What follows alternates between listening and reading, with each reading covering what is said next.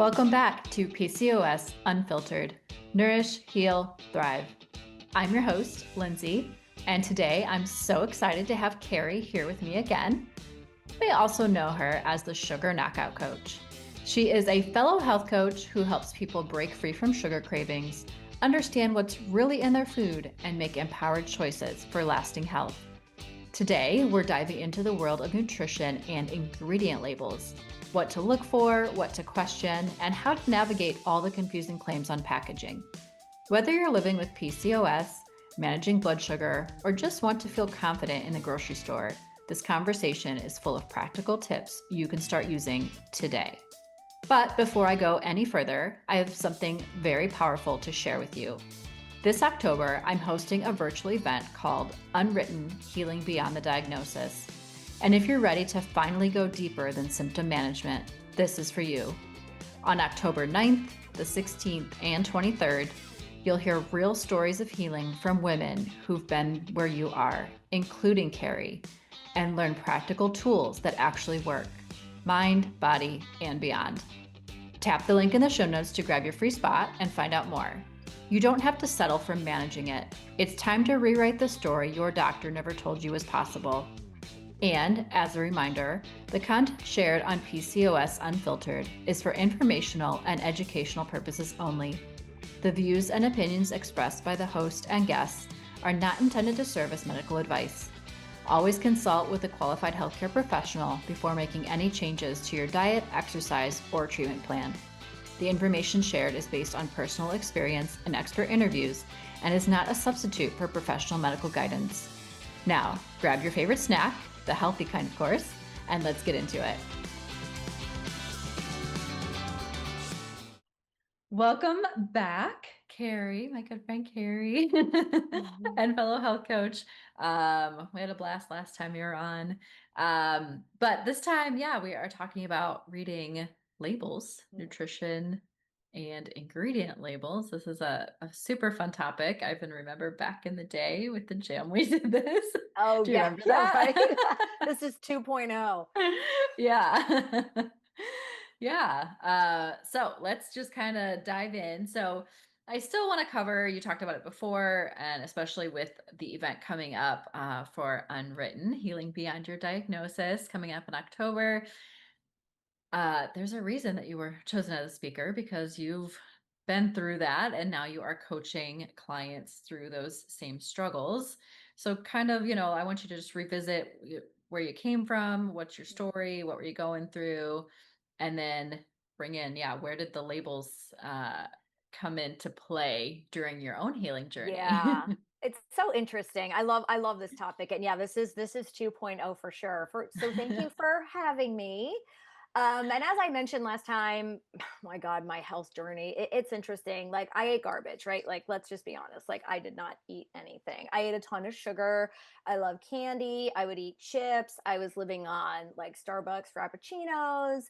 And I love to point this out because the whole time people are like, "You're so skinny." And I was total skin and bones because I wasn't eating anything real. I was like a vegetarian at one point, which just meant I wasn't eating meat. I was eating, pasta and potato salad and I did that too. right? I'm a Yep. vegetarian.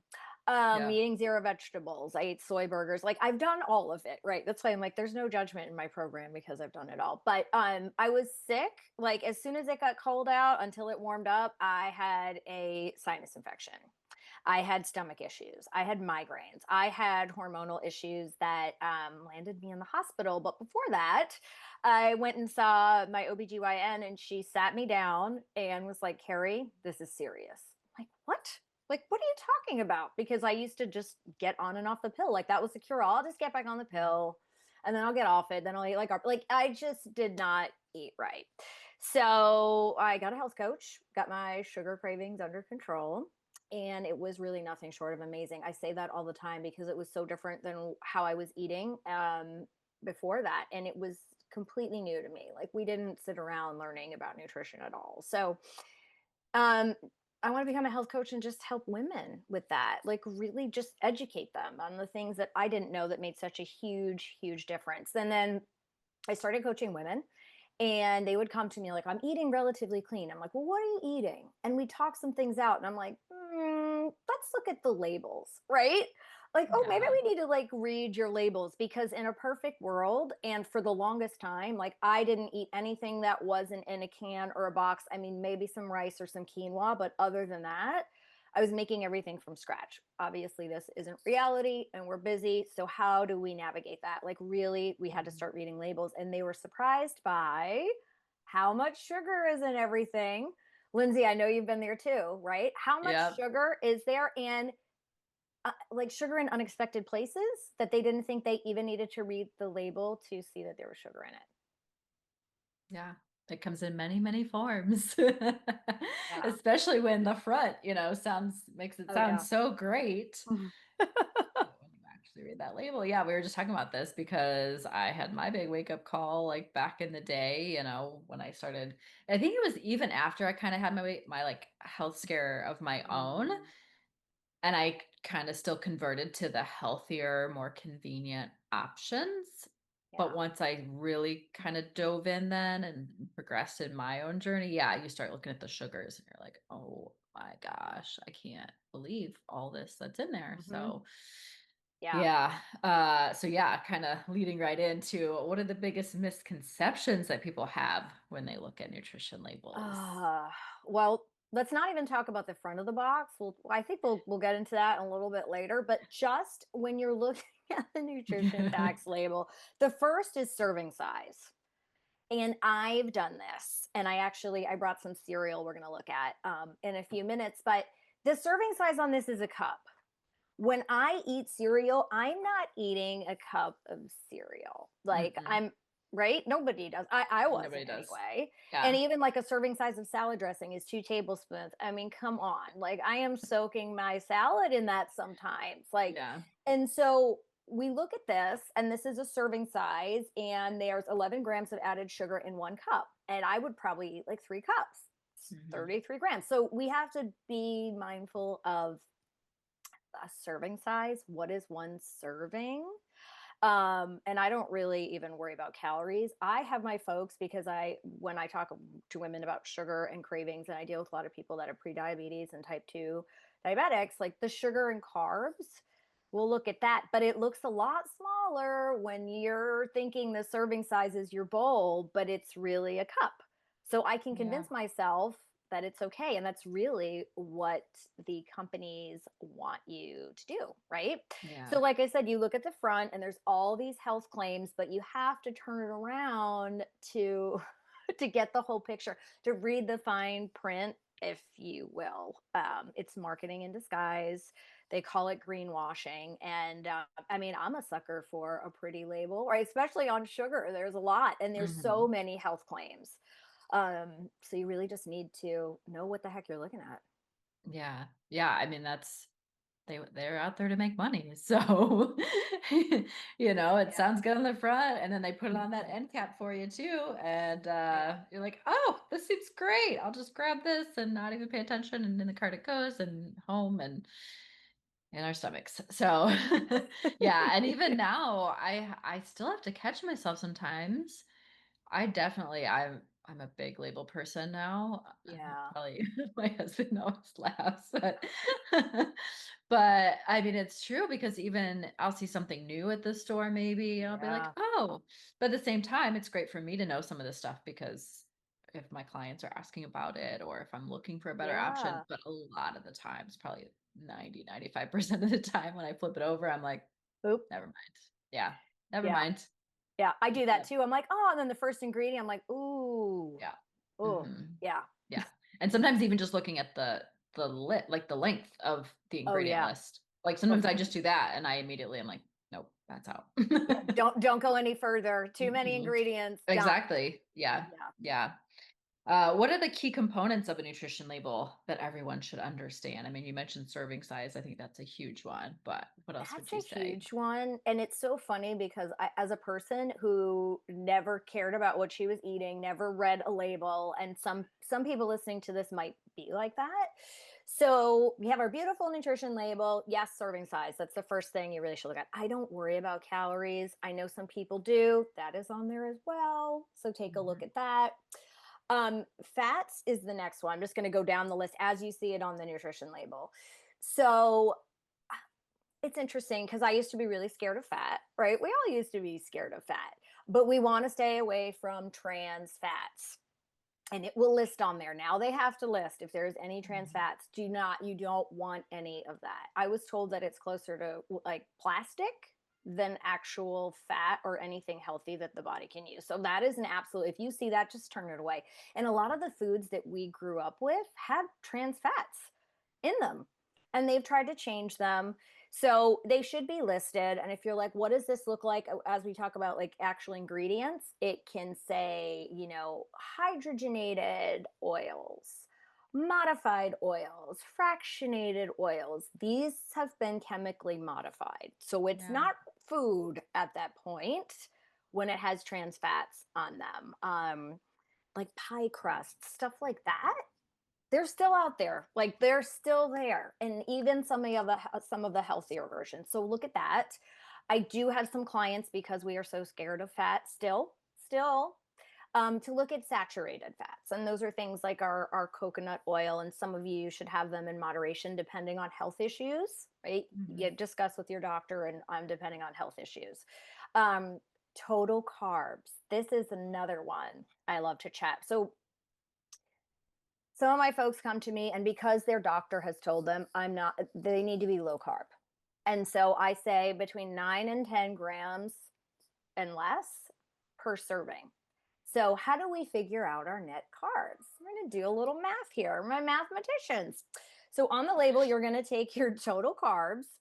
You're going to minus the dietary fiber, which is such a great conversation, which we could talk about whatever, because fiber really helps everything be absorbed and broken down slower. And so it can lower the carb count. So just a little something to think about in there when we talk about eating and creating a plate. We'll do another talk on that. And then sugar alcohols, you can take that away too, right? So here, let's see, there's 30 grams total carbs, 30 grams minus 3 grams of fiber. So that's still 27 grams of carbs. There's no sugar alcohols in here. So that's the total carbs. Be aware of that if you really are watching your carbs. I know my diabetic folks, they really need to look at And that. that's in 1 cup. That is in 1 cup Yeah. of our healthy organic cereal. Yeah. So, Yeah.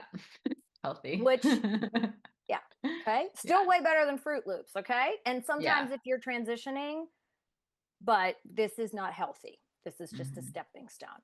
And so now, since we're talking about how crazy are some of these, let's look at how much sugar is in a cup here.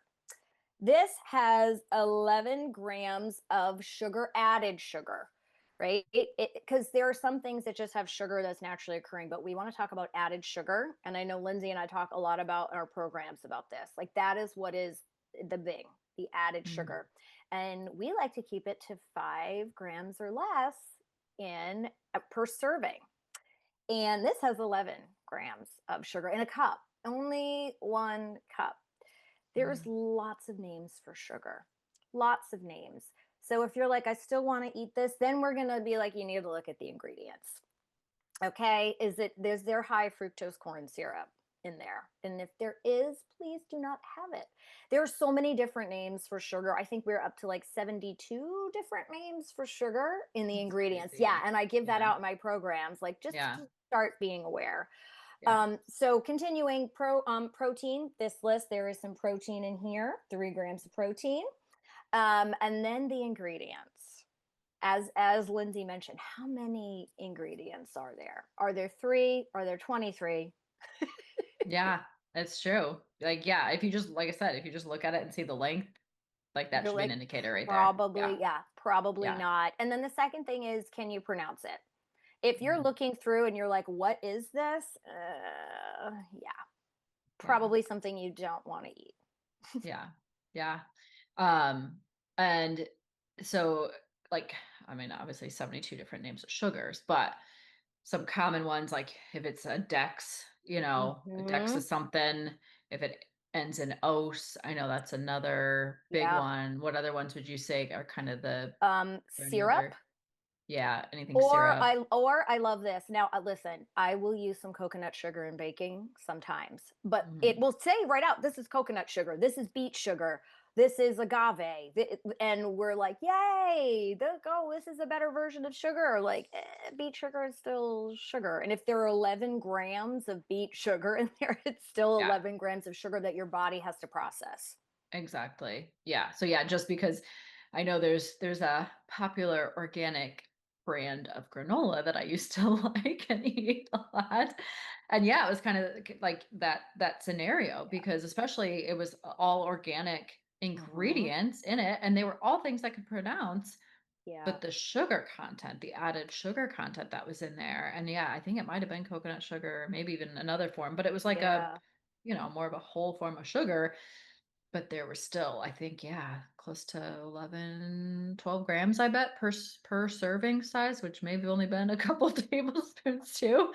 And then we're So, also like, why are we adding sugar to some of these things that are yeah, naturally sweet yeah. tasting, like And dried that's the thing. fruit? Why? Yeah. Oh, I know. That's a big thing. I have trouble finding dried fruits that aren't coated in sugar or have some Yeah. form of an added sugar. That's crazy. And going back to the granola, I started making my own Yeah. with no sugar. Yeah. And Nope. it tasted great. I mean, Yeah. Yeah. yeah. Yeah. So there's definitely some eye-opening pieces there. How Yeah. can I guess we kind of talked about this, but how can people spot hidden sugars or unhealthy fats on a label? Is there anything Yeah. else you'd like And to so add to some of the that? things that we talked about, the OS, is it glucose? Is it sucrose? Is it lactose? Naturally occurring in milk, right? Yeah. Maltose, dextrose. There's so many things, but like look for syrups or things that actually just say sugar, like we said. I mean, Yeah. just because molasses is a better, easier form to digest, how much molasses is actually in it Yeah. is Yeah. is the thing. And trans fats, like really, really just those are the things. And some oils. So there is a very popular dressing at on the front. It's gluten free. It's organic. It doesn't have any artificial sweeteners. The first ingredient is canola oil. Ah! So Yeah. look for these. If you only remember like to look for this like hidden sugars, trans fats, and then what kind of oils are actually in it, especially when it's an oil based something like a salad dressing. Olive oil, coconut oil, avocado oil is really, really good. I mean, a lot of mayonnaise is made with garbage oil. I was raised on them, Hmm. right? No judgment. Yep. We all like them. But now you can Yep. get ones made with avocado oil. And even the ones that say olive oil on the front, you have to turn it over because it's not only olive oil. It's great to Yes. put it in there to tell you on the front that it's made with olive oil, Yep. but it's made with terrible oil. So if it's not olive oil, coconut oil, or avocado oil in there, I would avoid it. Yeah. Yeah, that's a great point. I was actually gonna bring up there's a butter. I don't even know what it like I used to use it back in the Yeah. day, but I know on the front it says like made with avocado oil, but literally the label is every other Yep. bad seed Yeah. oil you could imagine plus avocado oil. Yeah. But that's just a perfect example because on the front Mhm. you think it might even say like made with like olive and avocado oil. But when Okay. you look at the label, there's a whole bunch of other oils in there. And Yeah. it's crazy. And that's yeah, like you said, the salad dressings I think are another big culprit for that. I mean, even with the oils, breads, that's another Oh one yeah. that like sugars and the bad oils that are in something like you wouldn't really maybe think about too much, but they're in a lot of Yeah. breads, unfortunately. Yeah, and Uh, so they're really great at, the marketing on the front, and and when we're busy, I'm like, "Oh, this has olive oil in it. Yay, great." I don't and I make my own mayonnaise, but sometimes I can't. And so, "Oh, just grab this." Yeah. No, Yeah. No, I know it's not worth it. it's really not. Uh, yeah. And I know like, so for me, I like personally, and even when my clients like ask me about a label or ask me about a product or something, a lot of times because they're still kind of trying to take the easy way out and Yeah. not leaning into eating whole foods yet.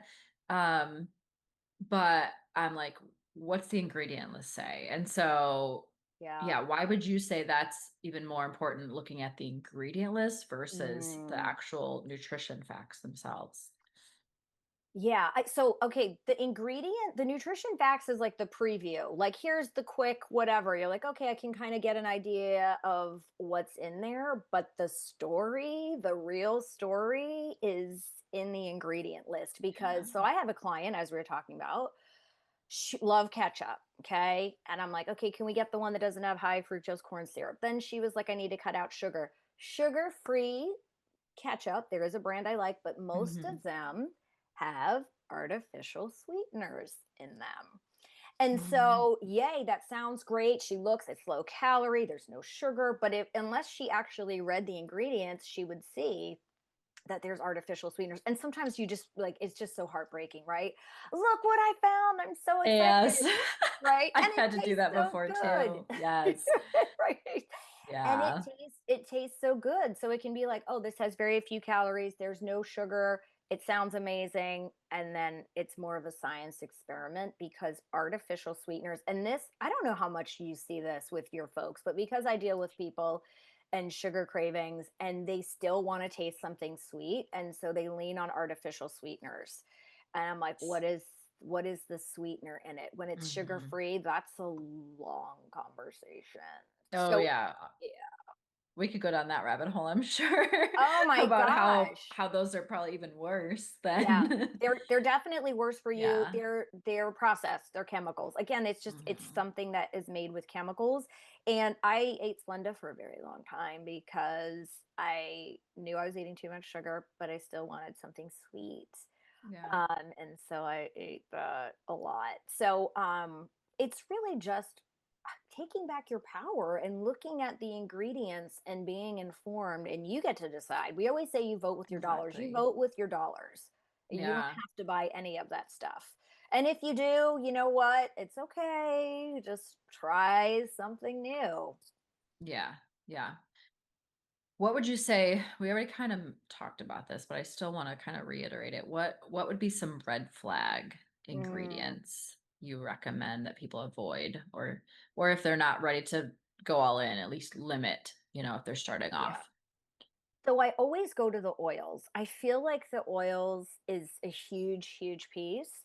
And so I know I mentioned that the amount of ingredients. So Alex loves these seaweed snacks. They are literally three ingredients, right? Seaweed, oil, and salt. Most of them are made with canola oil. Yeah. So I'm like, so I have to search to get the ones that are made with avocado oil. There is a brand. They're right next to each other. The packaging almost looks exactly the same.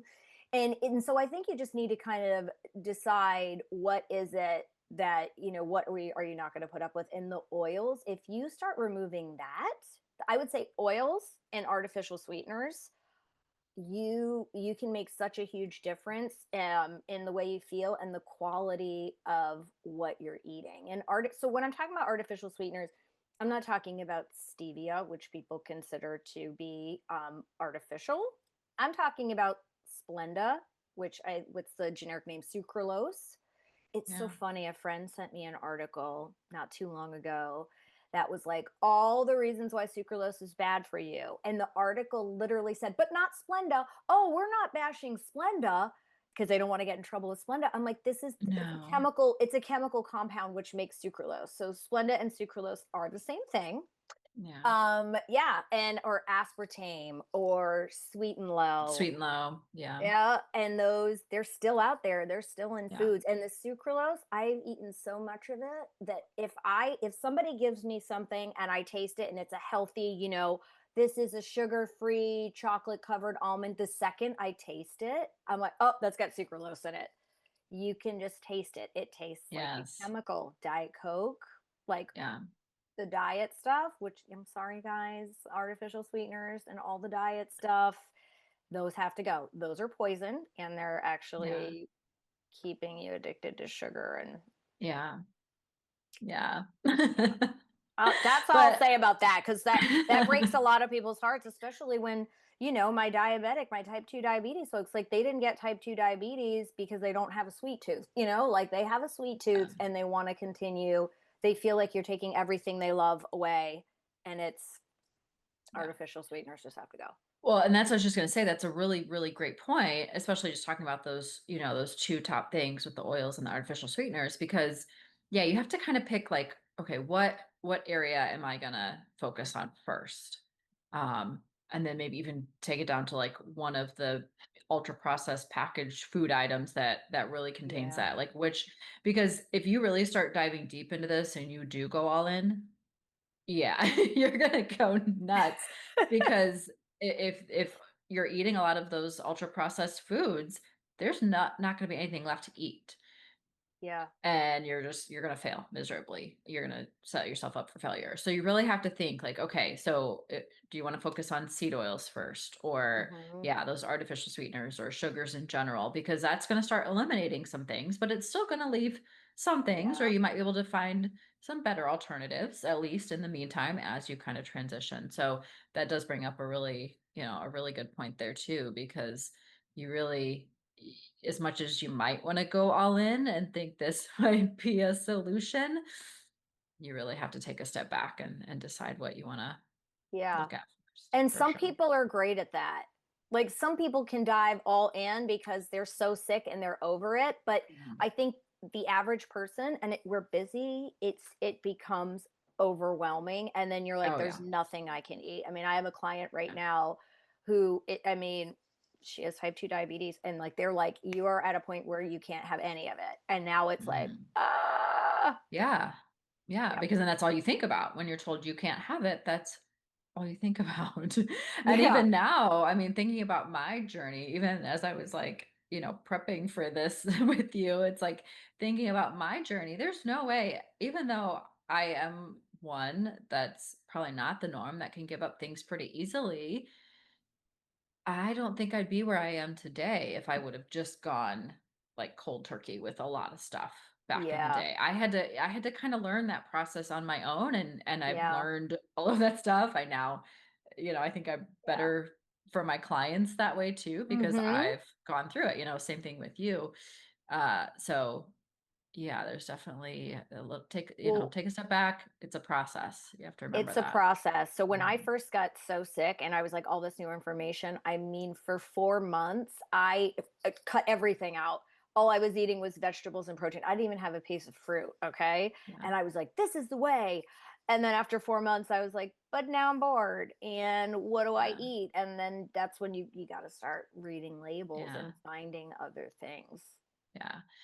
And uh, we can also kind of talk about this a little bit. I mean, yeah, sugar's addictive. So you can actually, if you do try to take, if you really look at how much sugar you take in a day and you try cutting Yeah. all of that out, you could actually go through Mm-hmm. withdrawal symptoms, just like anybody that could be trying to, cut out alcohol or drugs. I mean, Mm-hmm. it's a lot of the same symptoms. So that's still something that you Yeah. also have to think about too, because you don't want to put your body through that kind of stress Yeah. either if It's you're really, terrible. yeah, yeah. Been there, not fun.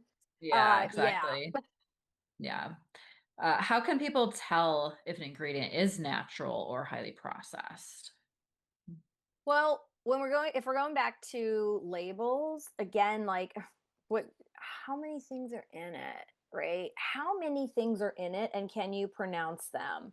And so as I'm looking at our little thing here, right? I'm like, I can pronounce all of this, except, oh, there's sunflower oil in here, right? Yeah. So then we're like, really, can you pronounce it? Or this is what I tell my folks, and it's a little bit of work at the beginning. That's why start with one or two things or one or two snacks. If you're like, I don't know what that is, or I can't remember what Kerri said about sunflower oil, just Google it. Mhm. Or there's some apps out there that I love. You scan and it will tell you. And not only does it like give you a rating, you click on it and it will tell you why it's not good, and it will Yeah. tell you the oils, and so you can start to make this connection. Because I didn't know all that. I mean, I was raised on canola oil and corn oil. Like, that's what we Yeah. put in our food when we baked. I loved to bake as Yeah. a kid, and that's what you get like the package of brownies and you put the canola oil in. Yeah. Um, Oh my gosh, Crisco. My mom used to yes. go through the tubs of Crisco, I think, with all the baking she did. Uh-huh. Yeah. I mean, my grandma too. It's funny because my Mhm. grandma passed a couple years ago. She was 96, and we looked through her old recipes. Crisco was in Yeah, so many of them. exactly. So it's really just kind of just take a moment and kind of look at this stuff. Again, you can make it overwhelming, or you can say, I'm going to switch out my cereal. And even if you pick something like this that's not perfect, it's transitioning. Exactly. And that's the thing, right? Progress over perfection. We don't need to Yeah, be perfect. exactly. Yeah, that's a great point. Thank you so much to Kerri for joining me today and sharing all of her expertise on reading labels and decoding ingredients. I know this is going to help so many women feel more confident and empowered in their food choices, especially those living with PCOS. For those listening, if you want to learn more from Kerri, check out all her info in the show notes to get her tips, resources, and programs. And remember, understanding what's in your food is not about perfection. It's about making informed choices that support your health, your hormones, and your life. If today's episode spoke to you, just imagine what's waiting for you inside Unwritten. This event is going to be raw, real, and so full of hope, with speakers who get it, tools that help, and a community that truly understands. Click the link in the show notes to find out more and join us in October. Your story isn't over, it's just unwritten. Thanks again for tuning in to PCOS Unfiltered. I'll see you next time when we continue exploring real strategies for healing, nourishing, and thriving from the inside out.